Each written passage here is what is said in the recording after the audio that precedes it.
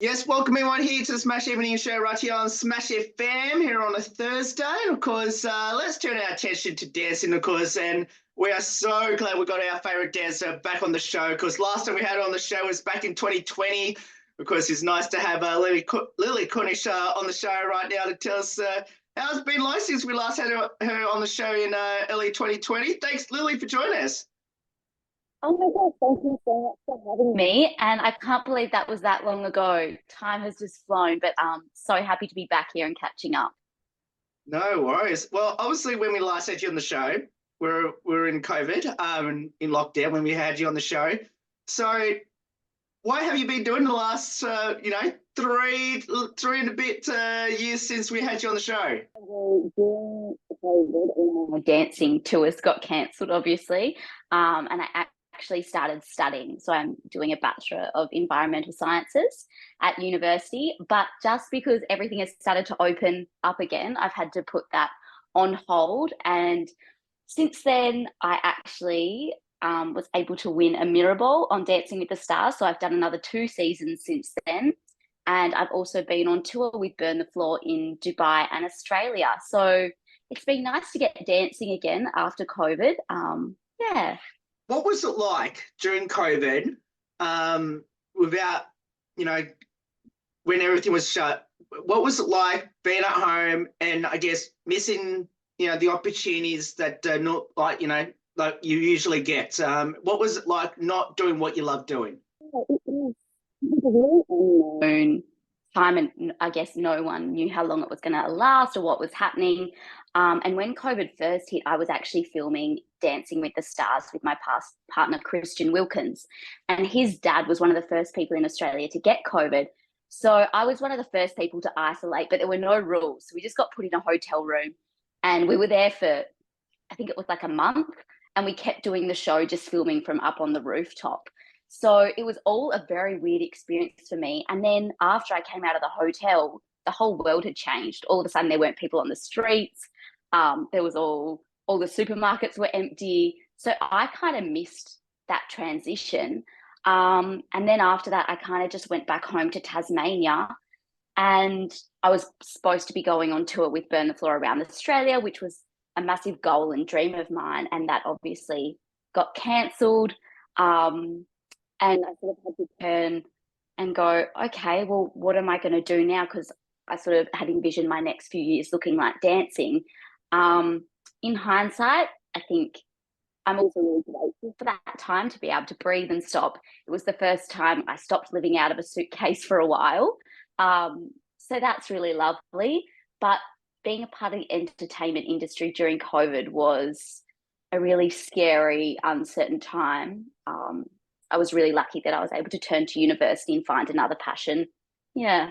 Just let's go back to that Dancing with the Stars back in 2020. Obviously, when you went in, obviously everything was still open, and obviously when you went out, as you mentioned, everything was pretty much changed. What was it like? Like, were you aware that COVID was out there throughout throughout the whole show?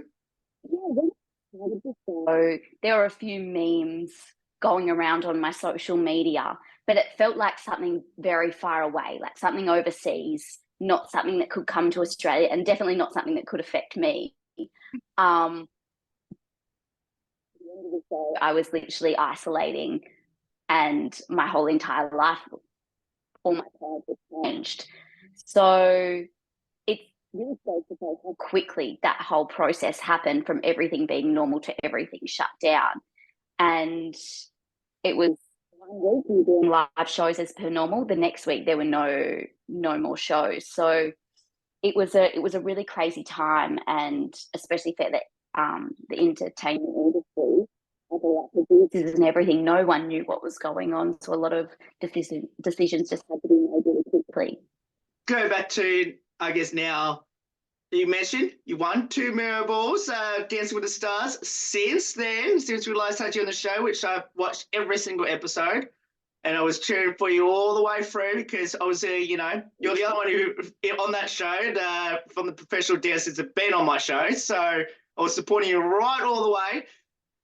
Which one of those two means a little bit more than the other? Since then, I've been on two series. I won with Grant Denyer and then made it to the semi-finals with Issa. So I've only got one mirror ball, and both of those experiences were just so different. Dancing with Grant, he's such a go-getter, and he came in with very much a game plan. We're here to win this, and I was like, amazing, this is great. And I've never worked as hard as I did in my life. Then we, at the end, were doing like 13-hour days. And I guess it all paid off. But that was like a really, really tough season. But the win just made it all worth it. And then with Issa, he is the super nerd from the place. And when I first met him on the first day, he couldn't even stand up straight. It hurt him to roll his shoulders back. And within 3 days, I already made him cry, because I put on a timer and I said, you have to hold your arms up in like dancing frame for 2 minutes on this timer, otherwise we can't dance. And the poor thing, he was in aching pain the entire time, but we developed the most beautiful friendship.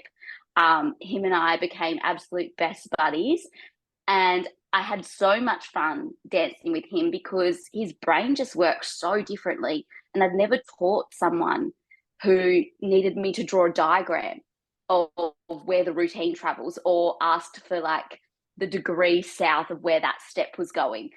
So it was so different and really challenged me. And I actually caught up with him for dinner last night. So we're still great mates, and we'll be friends for life. So, you know, it was two very, very different experiences. So when you obviously been on Dancing with the Stars, do you actually know who you're going to get, and when and how far along do you know? What happens until last season, it was when you walked in the door, that's when we found out. And so that reaction was genuine. We do sometimes, though, have to do a few takes of it, but the first one is genuine.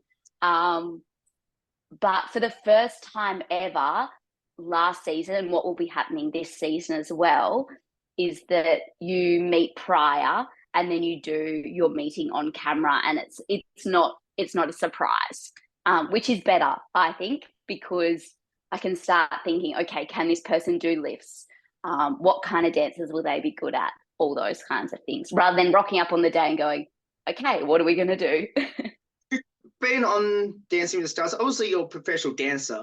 Being, dancing with the amazing celebrities that we have in the country, and watching the show, obviously a lot of you almost turn into a teacher, really, on the show.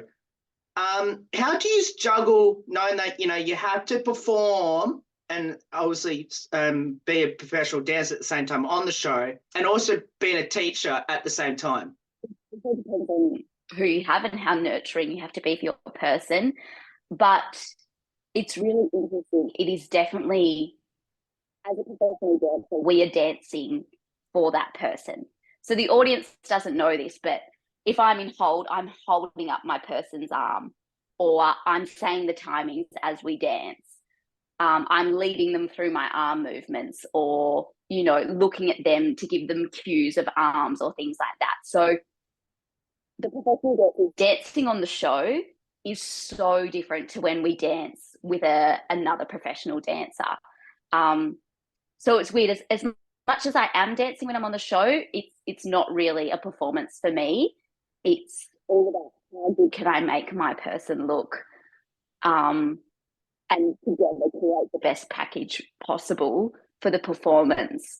Because at the end of the day, they're putting themselves out of their comfort zone so much. Like, I perform all the time. I've also done 5 seasons already, so I'm kind of used to it. For them, they're completely out of their comfort zone. And so I have to be there 100% for them to sort of nurture and guide them through that experience. Yeah.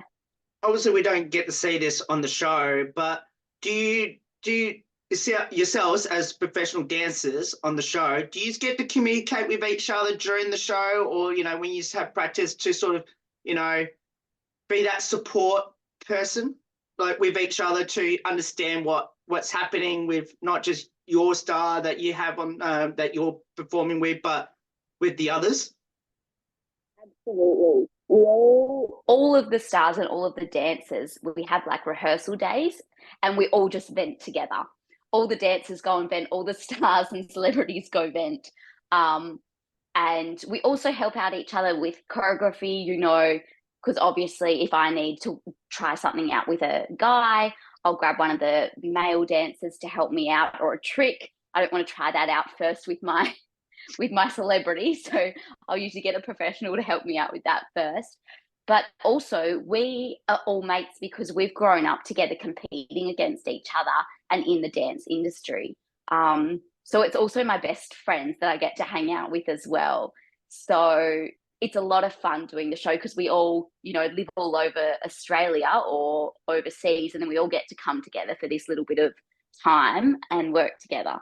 Have you already, you know, sort of rehearsed for this year in 2024? You don't have to say it. You don't have to answer that, by the way. That's okay. I actually head off to Sydney and start rehearsals on the 15th of January. Ah, So that's very exciting. And then yeah, we'll film the show for a few months, and then it's pre-recorded now, so then it will go to air a little bit later in the year. now let's turn attention to Burn the Floor. You did mention that a moment ago, which I was going to get to, which actually I didn't really discuss when we had you on the show a couple of years ago. Have you got any, you know, performances here in Melbourne? Because I think I tried to look on the website to get tickets, but I haven't seen the Melbourne show yet. Is that coming out soon? We went on tour with Burn the Floor for a few months last year, and they did their first ever Australian tour in like 14 years. They haven't been back to Australia in ages, where it's actually the company originated here. And that was incredible. We did we just pretty much did the east coast of Australia, and it was so successful that we're going back on tour. I think we start rehearsals in July. So I'm doing that again. So definitely we'll be coming to Melbourne again. And they've extended the tour to more theatres now and more states of Australia. So they kind of did a tester last year and it went really well. So I'm doing that again this year. And then I also have a brand new show on the horizon as well. I will be doing Ballroom Blitz, which is choreographed by Arik, who is actually on the show as well as a professional dancer on Dancing with the Stars. So that's his very own show, which is very exciting. And I'll go on tour with that, which also will be performing in Melbourne as well. Been the new year in 2024. Obviously, we just mentioned Dancing with the Stars and obviously Burn the Floor as well. Any other that you've got going on? And obviously, yeah, you mentioned about the other performance that you're also doing. Any others that you got coming up in this calendar year? Booked. I've got Dancing with the Stars, then I go on tour for Ballroom Blitz, and then I head overseas. I'm actually going to America for Burn the Floor. So I'll be over there for 3 months and then Burn the Floor in Australia. And then that's kind of my year pretty much done till September. So it's going to be a very busy year of dancing, which I'm so excited about. I haven't been able to dance all year since COVID. So it's amazing having all these jobs coming up and all these shows coming back. And also in Australia is so amazing because I used to always dance either in Europe or America. So it's so beautiful being able to stay in Australia mostly this year and sort of be able to have my friends and family from around Australia come and watch and share that side of my world with them as well. So you mentioned about America a moment ago with Burn the Floor. Any city in particular that you're going to, and do you have a favourite city out of those that you are going to? I haven't even looked at the itinerary. I know I fly into that shows how much I'm interested in that. I will look though. I think I'm going to be based in New Orleans. I know that. And I do know that I've planned a little trip, a little holiday on the way home to Mexico after the tour. So I know those two things, but everywhere else in between, I don't know.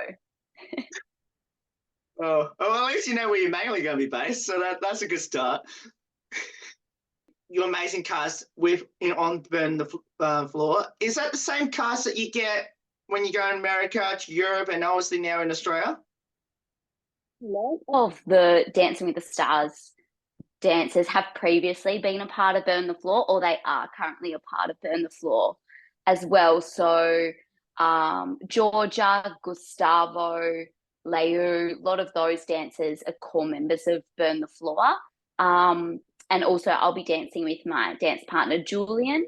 He sometimes does Dancing with the Stars as well, but he's my partner on Burn the Floor. So we all kind of, and lots of the dancers are doing Ballroom Blitz as well. So it's all kind of interchanged. We get to see each other at all other jobs as well.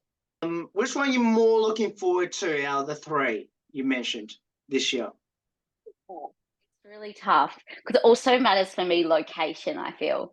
I'm excited for Dancing with the Stars because my body won't be sore because I'm not, dancing too full out, doing heaps of tricks and big shows every night. So I'm excited for that part of Dancing with the Stars. Ballroom Blitz is a brand new show.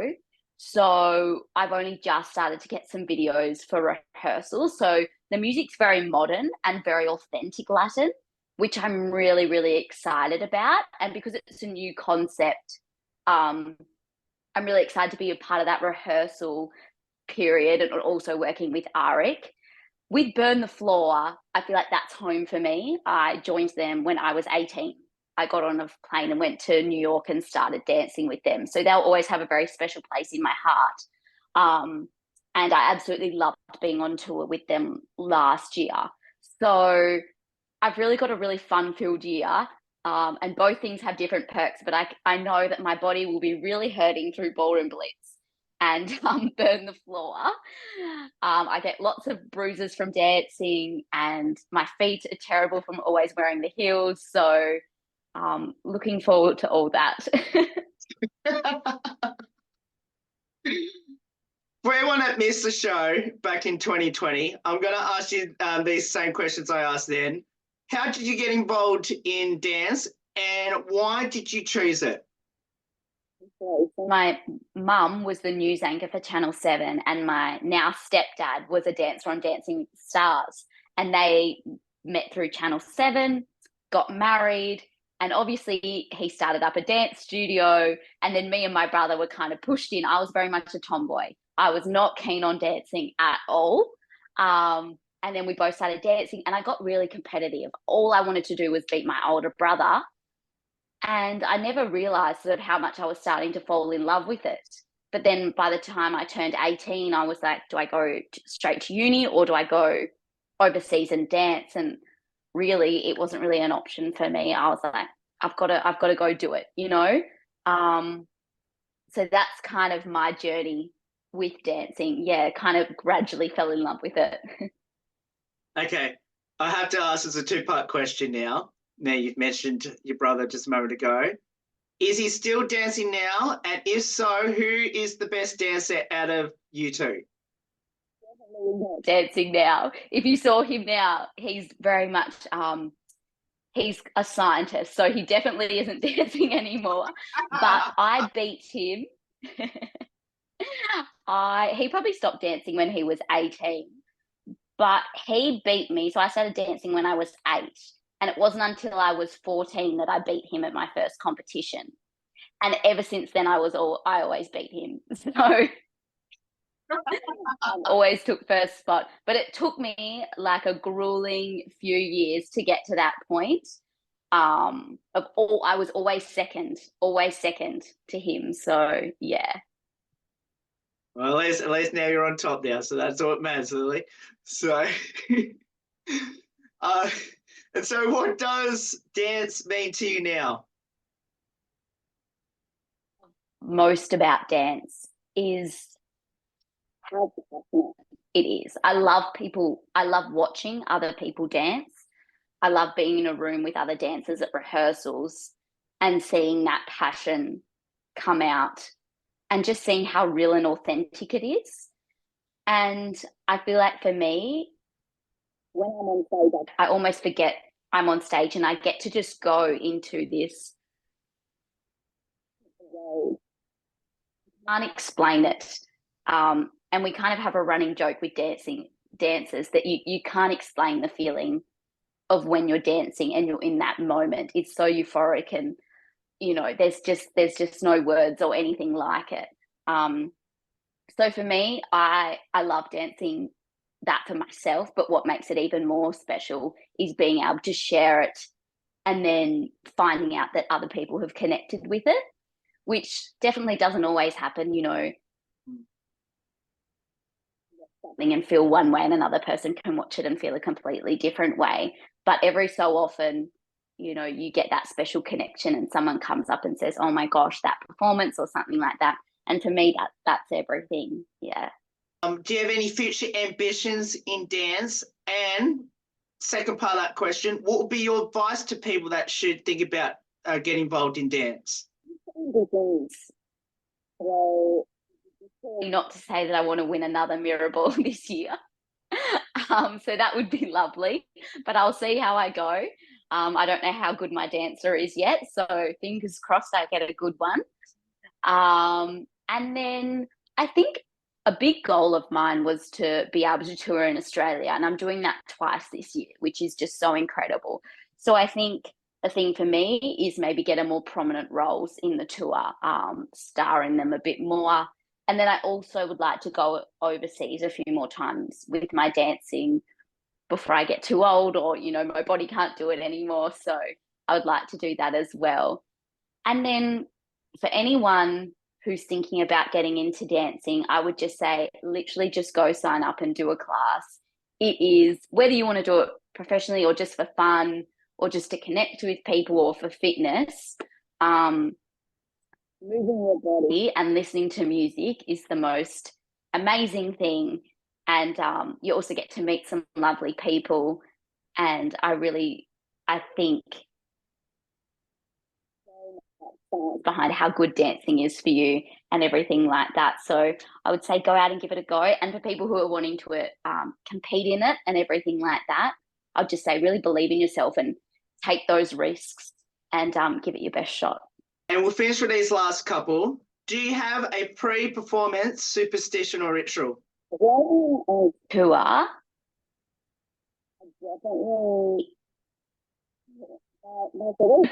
pre-performance ritual is I spray my feet with Band-Aid spray.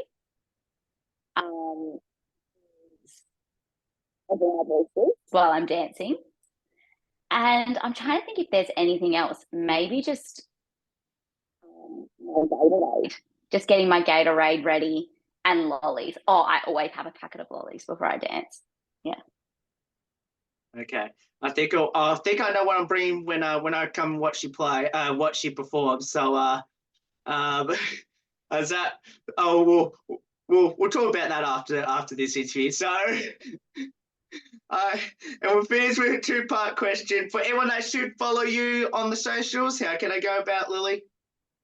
Instagram, I'm trying to think what it is. I think it's Lil Cornish, and it is a private account, but I do accept most people.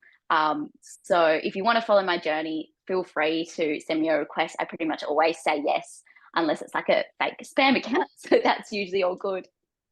Of course, the last one. Now, going back to Dancing with the Stars for a moment, and obviously you've done it for a couple of years now. Is there one season, other than winning the Mirror Ball, is there one season that stands out to you the most? That's a good question, because they're all so special in their own way. I think my season with Issa last year was very, very special for me, but one that was also very memorable was the year that COVID came into play with Christian Wilkins, because he became one of my bestest friends. And we had so much fun. He would bring in little outfits to training and stuff like that. And we loved going out for drinks afterwards. And then we isolated together. So we went through all of that, together, staying in a room, crying to each other, eating dinner together, rehearsing up on a rooftop together. So I think that will always be a very memorable season for me. And we catch up. He lives in LA now, but we catch up when we can. And always a friendship I'll very much value. In your professional dancing, group that you do with, especially with Burn the Floor, who's the comedian the best singer, and internet TikTok/Be Real. Comedian. Tough. I would say Gustavo. He's an Italian. And I don't know if he's trying to be funny, but we're definitely laughing at him a lot of the time, just for some of the things he says. And sometimes he's just a funny guy. And I think anyone who watches Dancing with the Stars and sees and knows his personality would understand that. Be Real and TikTok would definitely be Sophie Holloway. She's very much savvy on the social media. Sing. all we can do is count in time. But thank goodness we have professional singers who are a part of the show. So, oh, that's good. Well, at least, yeah, that's good. At least you're professional singers, at least. So, but Lily, it is awesome to have you back on the show. My apologies, we should have done this like a lot earlier than 3.5 years. So I promise we'll make this hopefully, a regular occurrence every year. So, but it's awesome to have you on the show. And obviously, best of luck for your busy schedule between obviously mid-January all the way through to September. And hopefully I'll try and make sure I get out to a show when you're down here in Melbourne. We would love that. Thank you. No worries. And that's Lily Cornish there. Of course, obviously you can catch her, of course, on Burn the Floor, and as well as, of course, Dancing with the Stars, of course, on Channel 7 again. Of course, that we'll put all the details up, obviously, when she's coming down here to Melbourne. There's more on the Smasher Evening Show right after this. Don't go away here on the 10th year celebration.